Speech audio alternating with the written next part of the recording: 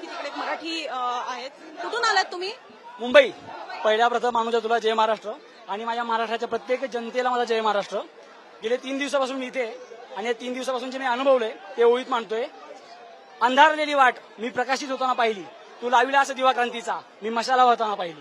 खरं तर इतिहासामध्ये आपण वाचतो बचेंगे तो लढेंगे. आताची परिस्थिती अशी आहे, लढेंगे तो बचेंगे. आणि लढाईसाठी आम्ही इथे गेले 3 दिवस इथे आहे. अनुजालाही बघतोय मी, निखिल वाघे, महाराष्ट्राच्या प्रत्येक जनतेला विनंती करतो की आपल्या महाराष्ट्रभर शांततापूर्ण मार्गाने आपण ह्या संपूर्ण गोष्टीला निषेध केला पाहिजे, विरोध केला पाहिजे. आणि दिल्ली पोलिसांनी काल बरंच मारलेलं आहे, काय नाही हो लागलंय, खूप जोरात त्यांनी मारलं, म्हणजे एवढं जोरात मारलं त्यांनी की अख्खा हे सुचलं होतं. अशा ठिकाणी मारले दाखवू पण शकत नाही आणि काय नाही, आनंद वाटतो या गोष्टीचा. मला सांग, काल आता नेमकं काय काय पाहिलंस तू?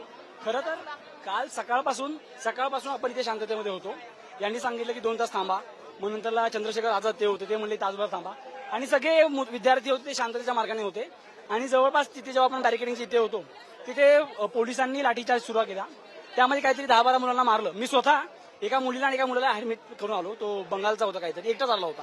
त्याला त्यांनी एवढं मारलं की त्याचे श्वास घेता येत नव्हते आणि त्याचे डोळे पूर्ण पांढरे झाले होते. त्याला मी दवाखान्यात घेऊन गेलो आणि हे वातावरण हळूहळू चिघळत गेलं. काही सिव्हिल ड्रेसवर होते 3-4 जण की ज्यांनी खूप मोठ्या निर्घुण प्रमाणात आणि अतिशय अमानवीरित्या त्यांनी लोकांना मारलं. आणि जो सिव्हिलवाला होता त्यांनीच मला मारलंय. त्याची व्हिडिओ पण माझ्याकडे आहे, मी तो टॅग पण केली काल, तो बघितली स्टोरीवरती. अशा प्रकारे काल चाललं होतं आणि नंतर खूप अफवांनी पसरवल्या, अश्रुधुरांचा बेफाम मारा गेला आणि हेच कालपासून चाललेलं आहे. आणि आज पुन्हा मी त्याच जोराने त्याच जोशात पुन्हा इथे उपस्थित आहोत. तुम्ही म्हणताय जे सिव्हिल ड्रेस मधले होते त्यांना तुम्ही विचारलात का की तुम्ही हे कुठल्या अधिकाऱ्यांना? हो, तिथे 2 जण होते, त्यांनी रेकॉर्डिंग केली जी व्हायरल होते की सरजी बोलतो, सरजी आप कोण बताव. आणि जेव्हा त्यांनी विचारलं सरजी कोण, बोलतो आ तेरे को बताता. आणि एवढं जोरात मारलं. आणि त्याच्यानंतर जो ब्लू टी शर्टवाला होता चेक्स, त्यांनी मला मारलं आणि ते मारल्यानंतर आम्ही तिकडून पळून नाही गेलो, चालत पुढे गेलो. आणि त्यानंतर आम्ही सर्व पोलिसांना देखील सांगितलं की हे सिव्हिलवाले जे आहेत हे पोलीस कोण आम्हाला माहित नाही आणि आम्हाला लोक जोरात मारतायत. पण आता एवढं सगळं झाल्यानंतर भीती नाही वाटली आज परत तुम्ही इथे आले? हे बघा, शेवटी आपला पुरोगामी महाराष्ट्र आहे आणि क्रांतिकारी महाराष्ट्र आहे. मेलो तो मेलो, असं काही भीती वाटली नाही आम्हाला. आम्ही गेलो, मलमपट्टी केली, पुन्हा इथे आलोय. कालचे आमचे पराजय पचवितो आम्ही उद्यास्तव. विजय कसला जो उरावर जखम जो करणार नाही, असे आहे पण असे असणार नाही. दिवस आमचा आहे तो घरी बसणार नाही. काय करता? विद्यार्थी आहात की जॉबमध्ये होतो, रुयामध्ये BA केलं मराठी साहित्य. त्यानंतर मी जी LLB कंप्लीट झालेली आहे आणि सध्या मी LLB ची प्रॅक्टिस करतो हायकोर्टात, मुंबई हायकोर्टात. मग आता इथे सुट्ट्या टाकून इथे आलाय? हो नक्कीच. घरच्यांनी सांगितलं की जाऊ नको, पण नंतरला पप्पाही म्हणाले, आई म्हणाली की आपल्याला जावं लागेल. कसं आहे, म्हणजे आपल्याला वाचावं लागेल ना. प्रत्येक घरच्यांकडनं पण पाठिंबा आहे, कारण काही जण असे आहेत की जे घरी न सांगता आलेत कारण त्यांचे घरचे अर्थात काळजी करतील. हो, खरं तर माझे वडील देखील ते सामाजिक चळवळीमध्ये कार्यरत आहेत, ते सरपंच होते आणि त्यांच्याकडून हा वसा आणि वारसा मला मिळालेला आहे. आणि सामाजिक कार्यामध्ये NSS असेल, राष्ट्रीय सेवा योजना, याच्यामध्ये आम्ही नेहमीच सामाजिक कार्य करत असतो. मी स्वतः 15-16 वेळा रक्तदान केले, आपल्या लालबागच्या राजाला ट्रॅफिक कंट्रोल केले आणि असे सामाजिक कार्य आम्ही करत आहोत.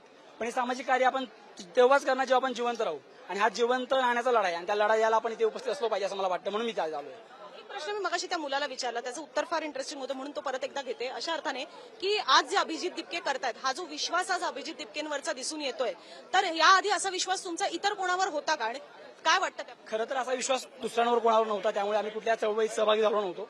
आपल्या महाराष्ट्रामध्ये आपल्या राजसाहेबांवरती जो मराठीचा मुद्दा मानतात त्यांच्यावर आमचा नेहमी विश्वास असतो आणि आम्ही देतो. पण हे EVMच्या घोटाळ्याने ते काही सत्तेवर येत नाहीत.